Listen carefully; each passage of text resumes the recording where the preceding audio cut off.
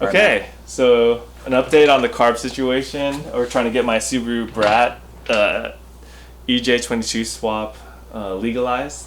So last time we were here, we called the CARB for the interview. Yep. And then we had like a lot of green lights. Everything, the interview was going really, really well. Yeah. Yeah, so then after that, I got a call from the CARB guy, like almost immediately, like 15 minutes after, and he says like, oh, it looks like we're going to have a problem. So the issue is that there are some rules that you have to follow, some guidelines. They're not really guidelines, they're rules that you have to follow, and if you deviate from the rules, then your car is actually not going to be be able to be CARB compliant, I guess. So what was it, the transmission, or what was it? So some of it, so he did kind of like yellow light the transmission because we were going from like an all-wheel drive car to a four-wheel drive car, but that wasn't like a red light for him, you know, because it was still like 5-speed to 5-speed. So I feel like he would have let that one slide. But the issue in this case was that the Subaru Brat is a really weirdo car that initially, it's a truck. It's a small little truck with a bed. It's based off of a unibody platform that's like a car. So when it was imported over here, it was imported with seats in the back. Yeah. Which I have actually. And so they did that so they could avoid like a chicken tax and make it and essentially classify it as the passenger car. Wait, so is it considered a passenger car? So that's the weird part. Okay, so when it came in initially, if it has the seats in it, it's a passenger car, yes. Weirdly. Did your trim not have the seats originally? So that's the weird part. Okay, so like so it came in like 1978 or so, and then it ran in the US all the way to like 1987 or 86 or so. And so when it initially came in, they all had seats in them, so they all were passenger cars. But in like 1983 or 84 or 85 or 86, they stopped putting in the seats in there, and then the Air Resource Board started classifying them as light trucks. Because it didn't have the little seats in the back. It didn't have the seats in the back. Holy shit. Let's look at the seats real quick. Okay, cool. Yeah. I mean, his car's right here. Yeah. Let's see. So my car actually has way more seats because I put some more extra seats in there. So if you look inside, those are like the seats. Is that like stock hardware and stock seats? Is that how they It's came? not. Yeah, that's the thing. So I mean, stock for the model, but not stock for this car. So it didn't come with it. It didn't come with it. So I had to. So these are actually Subaru. So it even has like a cool like little Subaru headrest. See? Oh, like shit. So it locks in, you know. But you can tell like I had to like fab up some mounts. Mounts. So these are actually from a Gen 1 Subaru Brat. Oh. Yeah, so there's two Gen 2, Gen 1, Gen 2. This is Gen 2. You can't convince them that this came stock or something? So they don't care. They're like little robots, okay. You know. They don't have the energy to really look into every individual like little modification you did. They just need to follow the rules exactly, and I can kind of get that. Oh shit. Yeah, so what I did was for this one is I got these seats from a Gen 1 Brat, which are exactly the same as a Gen 2, and then I also got this like this bracket. And so then this is just like some AstroTurf just for fun for the kids and stuff. But you can see what I did was I used some hardware. These are for like sway bars, you know, like. Okay. Yeah. So I used those to mount the brackets onto the car. This is so you can see like I just mounted them into the car. Yeah. I see. So there's 6 of them. So essentially. It's the same thing. It's bolted in, not welded in like the original stock ones were. It's running a little bit, so I don't know about your camera. But all right, so we moved back inside because it was kind of sprinkling. So you added the stock seats from the Gen 1, attached it with some sway bar links and all that. It's secure for sure. Yeah, it's solid. Yep. Yeah, it has the headrest. It has like this. I know. I'm like, it is. It is. No, it's I'm like mad about it. And it has the seat belts and everything. So yeah. It's pretty cool. I mean, like, so yeah, but technically for 1986 at least, they didn't have seats in there. So that's when they switched over to classifying it as a light truck. And then the car that I got the engine from, the EJ22, is a Subaru Legacy Outback, which is a passenger car, which is kind of crazy. So there's Okay, so can you swap a car to a wagon to a hatchback? Is that allowed? Yeah, so just it's not funny. to a truck. Yeah, so ultimately what these guys use, the CARB uses, which is what you're going to want to know as well, is they use these Air Resource Board like classifications that they make for all cars. I think it's at the time of manufacture. And so you can see here, I don't know if it's going to show, but it's called an executive order. So it's called the State of California Air Resource Board Executive Order. So the one for my car is number A-2-34, and it classifies it, the Subaru Brat, the 1986 Subaru Brat, you can see here as a light-duty truck. And then if you scroll down, it'll show you the model as well. This document is specifically just for your Brat? So it's actually a document that's for every single car out there. Oh, okay, got it. Yeah, so if you're confused, what would probably be confusing for people nowadays transferring car or swapping is that, like, is it an SUV, is it a light duty truck, or is it a passenger car? Right. You know, for mine, it's, because your Brat is smaller than any passenger car. It's like smaller than anything. Almost anything at this point. Like smaller than a Corolla. Smaller than a Corolla, 100%, yeah. But it's a light truck. A light truck as of that, when the document was written. You know so it's basically like in the same category as like a Tacoma. Sorry, same category as a Tacoma. Yeah, that's right. And also another place to look for it is also underneath your I could show you as well, but in the hood, underneath the hood, it'll show you. It'll say like passenger car, light truck. It'll say like California emissions for passenger car or light truck. So that's another easy way to see it. If your swap had an EJ25 instead, let's say from a slightly newer Legacy or Outback or Impreza or whatever, is that okay? Because the Baja came with the 2.5? You know, that's a great question. Because the Baja's a truck, right? No, that's a great question. Yeah. So I did look up the Baja, actually. and the Baja does look like a truck, right? Yeah. But it actually has 4 seats in there, like a passenger car, and 4 doors. Wait, a Subaru Baja's considered? A Subaru Baja is a passenger car. Holy shit. Yeah, so basically the only car that was from Subaru that is, the only like truck they actually, or light duty SUV or truck, because I think they fall into the same category. I mean, I don't know. They're so strict about the verbiage. It would be the Tribeca, right? That's the SUV, right? I thought that's an SUV. Yeah, that's an SUV. So I think like SUV light truck, they might fall under the same thing. Yeah. I gotta look it up to be 100% sure, but it's like it's on like the Tribeca and the Baja, and all the cars will have this California Air Resource Board executive order that'll specifically tell you what vehicle it's classified under. Tribeca only came in like in the 3.6, right? Yeah, I think it had a 3-liter, I believe, when it first came out, or 3.2. That's like the one that nobody wants, though. I don't know. It's really unreliable, right? Oh yeah. I mean, people weren't too impressed with it, but like. Yeah. But it's a beautiful engine. Like the intake manifold, it's just like looks like a little spider. And and I think people are actually starting to swap them in nowadays. Okay. Because they're pretty robust and reliable. Oh really? See, yeah. Isn't that weird? Maybe it's just a stereotype then. Could be. Because I feel like I read a lot about engine problems. Maybe not as bad as I think the EJ25 is really famous for blowing head gaskets. Exactly. Right? Yeah, I think a certain era of EJ25 had pretty bad head gaskets. I thought the Tribeca was in that same category, but maybe I'm generalizing. Yeah, I don't believe so. It might be the case, but from what I understand, like the Tribeca's H6 is actually pretty reliable. Yeah, the issue with the Tribeca is that just like the electronics had advanced so far where if you manipulate it, you have to start doing some ECU manipulation, which would disqualify the car or engine swap from being bar certified. And they didn't come manual, right? They did not come manual. So that would be difficult. Yeah. Yeah, and then I am not going to spend another fucking dollar on this fucking car. This is crazy. Yeah, so the reason why I did the swap in this car in the first place is because I was able to find like a literal whole parts car for like $300. Right. And I don't advise anyone to do this swap, or any kind of swap for that matter, without having the complete parts car, because there's so many things that you need. It's just if you had to buy a whole car or just like an engine itself and a wiring harness, like I feel like you're only 70% of the way there, and that last 30% will nickel and dime you to death. Oh man. Yeah. So I have a couple. So yeah, my options are kind of limited at this point. Even the Air Resource guy, he was just like, I was like, I don't know. I was like kind of desperate. I think it was feeling for me because I was sending him the pictures. He was like, I sent him pictures of the swap. He's like, this looks really good, you know. And then the conversation, if you listen to it, was really good too. But then he's like, I don't know. He's like, he said it was off-road use only, and I'm like, nah, that's not gonna work for me, dude. And then but I mean, there's only so much he can do anyway. So, Yeah.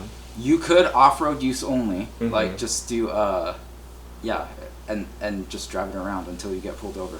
Yeah. I mean, and just say like, I had to take it down the street today, sir. I'm sorry. Yeah. And I just mean, you get like a 1-day moving permit. I think you have 6 days on those. You know.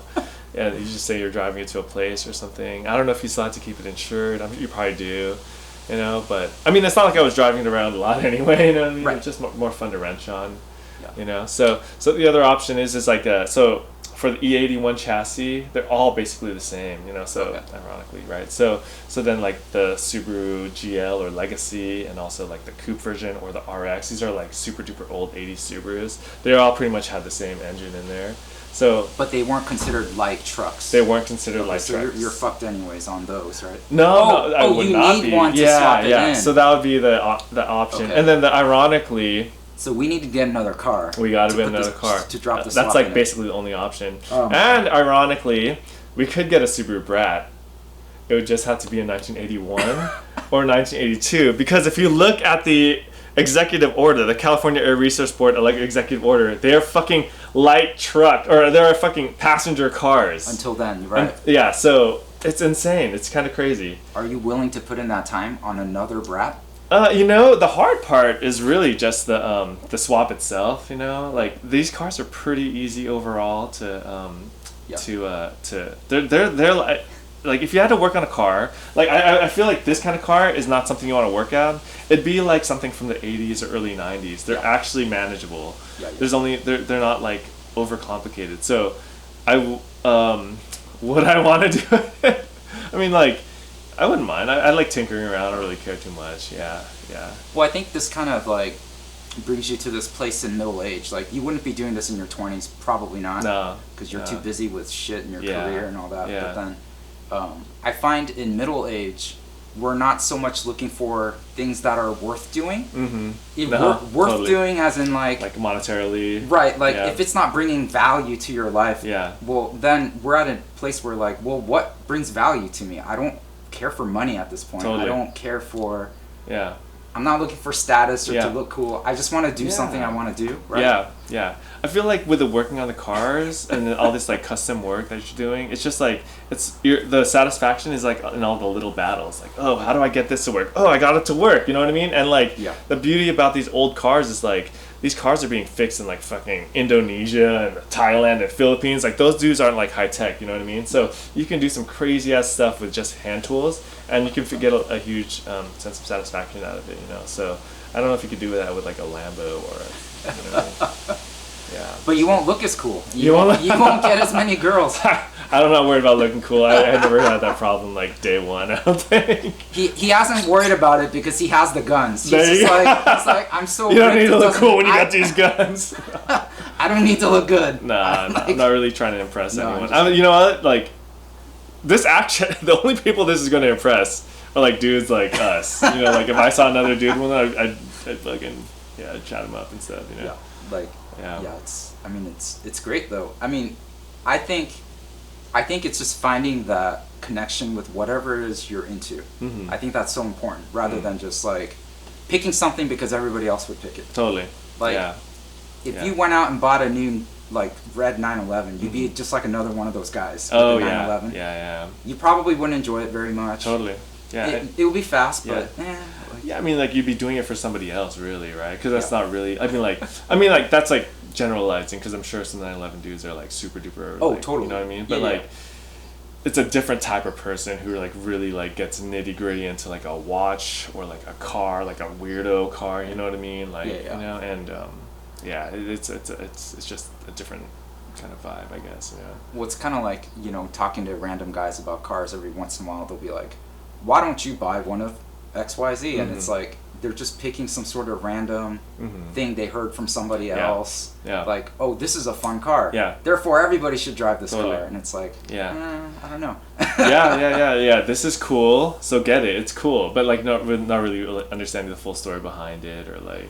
Yeah, like I don't know if you remember from like the mid 2000s, like you can buy an S2000 for like dirt cheap. Yeah. Because it had this stereotype that it was a girl car. Yeah, they were actually slow. People made fun of them for being slow. You know what I mean? And it's like dude, the chassis is stiff Yeah, as hell, it's and it's solid. just like the suspension is rough. Yeah. Like Yeah. most girls Yeah. wouldn't want to drive this. Totally. Like it's totally uncomfortable. Yeah, that's a good point. But then now everybody loves it, and it's Yeah. like you wonder, like it is a fantastic car, but Yeah. why didn't people get into it back then? Why was Yeah. it labeled a girl's car? And, Yeah, you know, that's it's weird, right? That's actually a great question. I don't really, because even back then I thought the Z was cooler, you know, the 350. And, and it was, right? I mean, like, but prices would say otherwise today. You know what I mean? Those S2Ks are just like, they shot up. Those Zs are all like, I'll find them in like junkyards and stuff, which is kind of nuts. The Zs are all clapped out. They're clapped like, out. But I mean, like welded S2000s diffs are and clapped stuff. out too, you know. But Oh, that's true. Some clean S2000s, they're pulling big money. Yeah. So, yeah, maybe that's kind of like part of it though, right? Like the people who got into like the Zs were like, this is a very powerful rear-wheel drive Japanese car, you know? Like that's also a Japanese car, but it's a convertible, and it's like at the time I'm talking about, and it's like not as powerful as the Z60s. Don't like, you know what I mean? Right. But then like after a while, power and speed that kind of gets backburnered, and now it's really about like the engineering behind it. You know what I mean? So there's like a deeper layer, versus, you know, superficial layer that everyone's gonna get, but there's like a deeper layer that like not everyone's gonna get. You know, and I think over time the deeper layer kind of comes back up.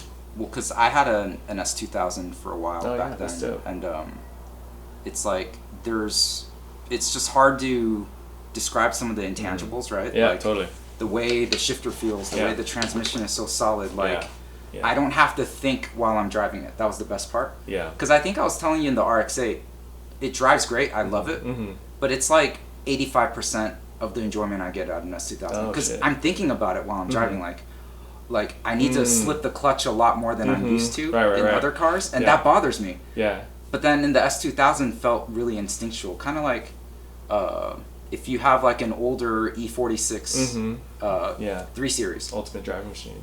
It doesn't even have to be an M3. It could even be a 328. Yeah. Just those straight sixes are so silky, so easy to drive, and I think that's what makes it enjoyable. And I'm like, back then I would say I'm not going to touch anything other than an M3. But now I'm like, I kind of like the 330. Yeah. Like, maybe like you just like mature a little bit and kind of can appreciate the car for the phase that it, you know, in whatever human engineering that it came out is, you know what I mean? Like it doesn't have to be the fastest one. Or like the harshest riding, stiffest suspension one. I think that's part of it. I think people are kind of realizing that now because EVs are just so incredibly fast. I feel like the slowest Tesla Model 3 is faster than fucking a Mustang GT from, you know, whatever, mid 2000s or something like that, you know what I mean? So with speed off the table, you have to start appreciating all the little things, you know. And then Honda was never really about speed, right? Like they were always about like the driver machine connection, and like from the gearbox to like the fucking like rev range and all that. Yeah, so well, because like if I think to, let's say when we were growing up, the Edge Mustang was just coming out, right? Edge Mustang. Oh, the new Edge Mustang, that one. It's like the boxy one. Yeah. So they went Fox body to I think it's called like SN. I'm not a Mustang guy. Yeah, SN95 to like SN95 to Edge. Yeah. And that was like the boxy one. Yeah. And I think those only ran like maybe high 14s in the quarter mile. Yeah. And it's like a base Tesla will go like 13. That's crazy. 13.7 or whatever, That's right? Yeah. And then like back in those days, if you could run a 13, that's like it's insane. Holy like, shit! Get your helmet on. Oh my god! With your freaking like 5-point harness, like this is insane. Right, like you got a fire extinguisher handy, you got your helmet. Right. Yeah. But now it's like street cars running 12s. It's crazy. It's actually kind of crazy. Yeah. This is an interesting phase, I feel like, in the automotive enthusiasts. We're like starting to like splinter off, you know. Those cool cars will always be cool because maybe they pull a lot of chicks or they pull a lot of like rich dudes, you know what I mean? But like we're starting to move away from like the analog kind of like aspect of it. Right. So I feel like a lot of not true car enthusiasts, but like, you know, people who like appreciate cars a little bit deeper will start to appreciate all the little things like that come out of an S2000, or even just like spinning a wrench, or even being able to wrench on a car, you know, because I wouldn't even touch a Tesla nowadays, you know what I mean? Well, it's kind of like I wouldn't touch anything really nowadays. And I think we're learning that faster doesn't equate to more enjoyable, right? Yeah. So like I had a Mark 7 GTI for a while. They had a lot of cool cars. That's right. I had the 6-speed manual. Yeah. I know the DSG is faster, yeah. and it shifts fast as fuck. Like holy shit! Totally. Like how does it even shift that fast for a budget car, right? Yeah. But I wouldn't enjoy it. Yeah. Like yeah. I guess I could tune it to make it pop and burble and all that stuff, but I still wouldn't enjoy it anymore. Yeah. So like I love the manual on totally. it. Yeah. That's why that's like driving for yourself versus like driving for other people, right? We're not like at this point we're not really concerned about like pulling chicks or anything like that, or really impressing really anyone else, you know, who has like cash and stuff. I don't really need to flex hard like that, you know.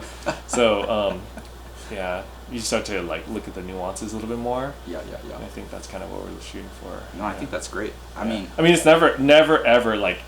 This will never impress like a lady ever. You know, these cars. This especially like, you know, or that, you know.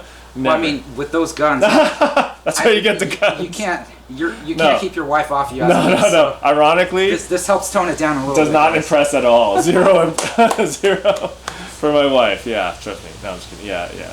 He's sort of kidding. We don't know. Sort of kidding. Sort of. That's a good way of putting it. Yeah. But yeah. So well, let's get back to CARB and all that. So okay, so the gist of it is so we got to swap it into another chassis. It's really the only way. That's it. You know what? But there are some like slick moves you can do. So there's the Montana LLC. Right. That's where you're literally creating like a shell corporation or an LLC. You're selling your car to the LLC that's located in Montana.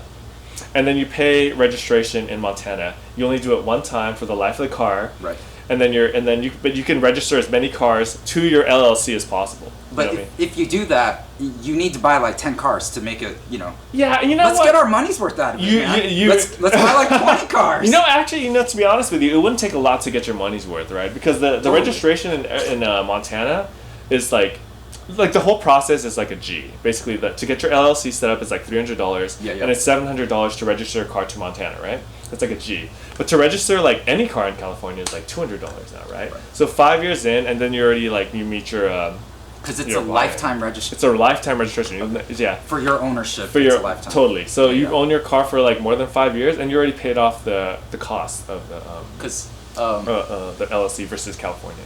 So I was talking to this contractor who has a bunch of trucks in his business, right? Mm-hmm. And I asked him like, "Hey, I noticed all your trucks are registered to South Dakota." Oh yeah, nice. He goes, "Oh yeah, we set up an LLC in South Dakota because he's just like all of these big heavy trucks we have." Mm-hmm. They're like $1,000 a year registration in California. Yeah, he's like, crazy. So we're just gonna take the risk and just drive around with South Dakota plates, and it's like when, I guess kind of like, I'm not trying to be political about it, but when California gets too greedy, people start looking for ways to cheat the system. Totally. So it hurts the state, right? Yeah. I feel like people say like cheat the system, like. Right. The system is the system. There's no really cheating the system. You know what I mean? The rules are there, and then you just figure out your way around the rules. And then, like, I guess you're looking out. You're not really even looking outside of the rules. We're not like an island. California is like a part of the United States. So we're just like using the rules to our advantage. But California probably won't see it that way. You know what I mean? So that's the issue. Is that. So the warnings about getting your LLC done is that it's going to be fucking obvious. You're going to have a Montana license plate on like a probably a loud car, like a fucking 80s shitty old Subaru Brat, or like a Lambo, or like a Ferrari, you know what I mean? And so you're just like easy pickings, like, oh, hey, cool, nice Montana license plates. What are you guys doing in Montana? What did you guys live in California? You know what I mean? And then it's just, they can like, if you read up, they can kind of fuck you up to the max, dude. They could impound your car, like they could fine you. They could like seek for like, I guess like back fines and stuff like that. That's what they'll scare you with, So then you got to ask yourself, is it really worth that risk? Well, I don't know. I actually don't know, because California's making it so hard to function out. It's just so expensive. Well, it's because like when I see guys in like Virginia, Florida, or like some of these other states that are freer, and they like import like these cool JDM cars that nobody wants. Yeah. Right? Yeah, it's like dope. You'll get this is more popular, but let's say like a Jimny, right? Mm-hmm. Like I'd love to daily a Jimny. Yeah. But I can't get one here. Yeah. And it's like totally. Yeah. If I loved cars enough, I might be willing to go like live out of state just to enjoy that, right? Yeah. If it meant that much to me, right? Yeah. I totally know what you mean. Yeah.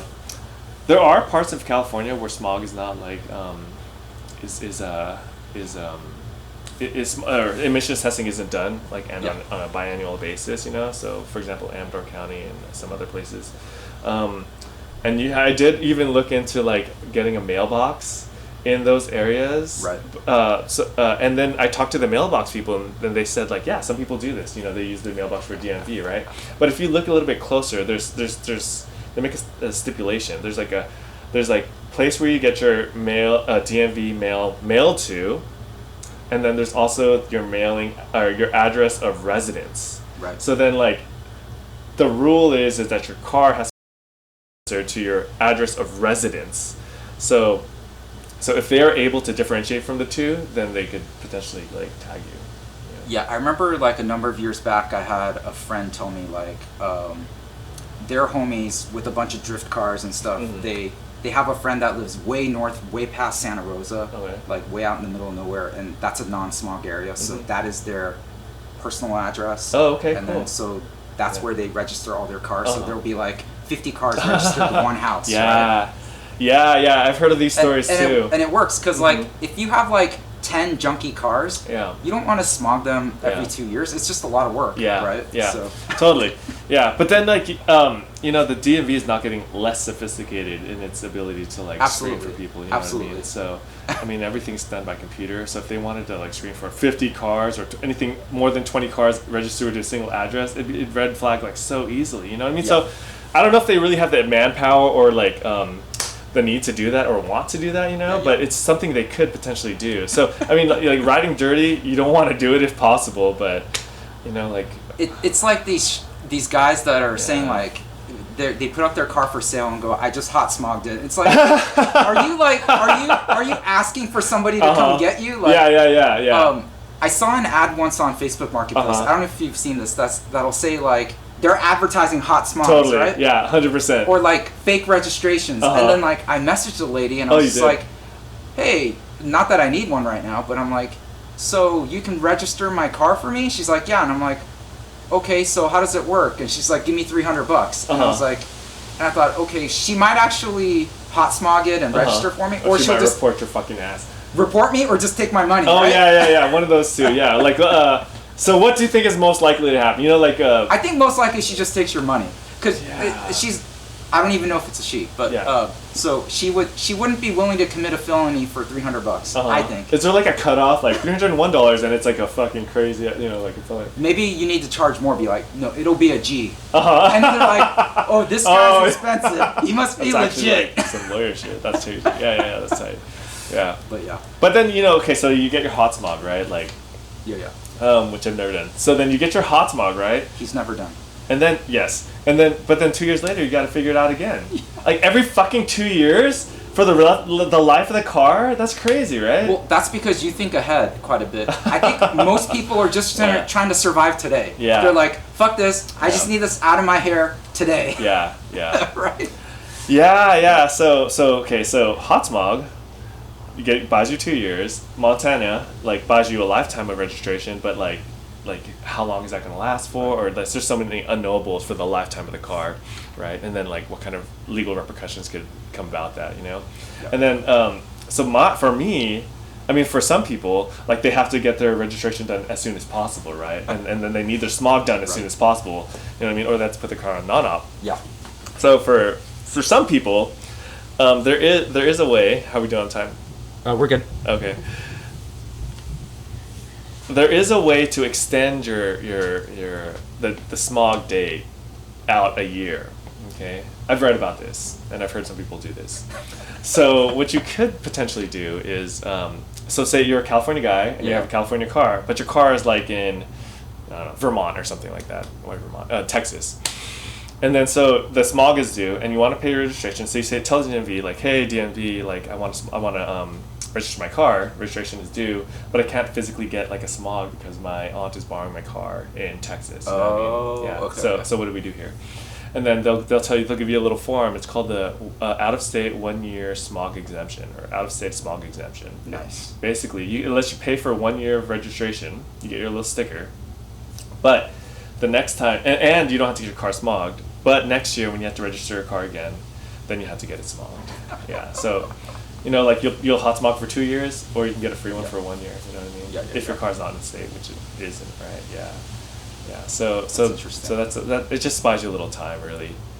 Yeah. So the moral of the story is like you're screwed Yeah. because of some convoluted Yeah. law. Yeah, it's California. You're gonna have to get another Subaru Brat. Totally. And I'm sure your wife will be so excited. that Yeah. you're getting Oh my another God. Brat.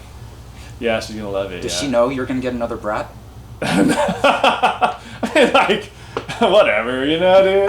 Come on.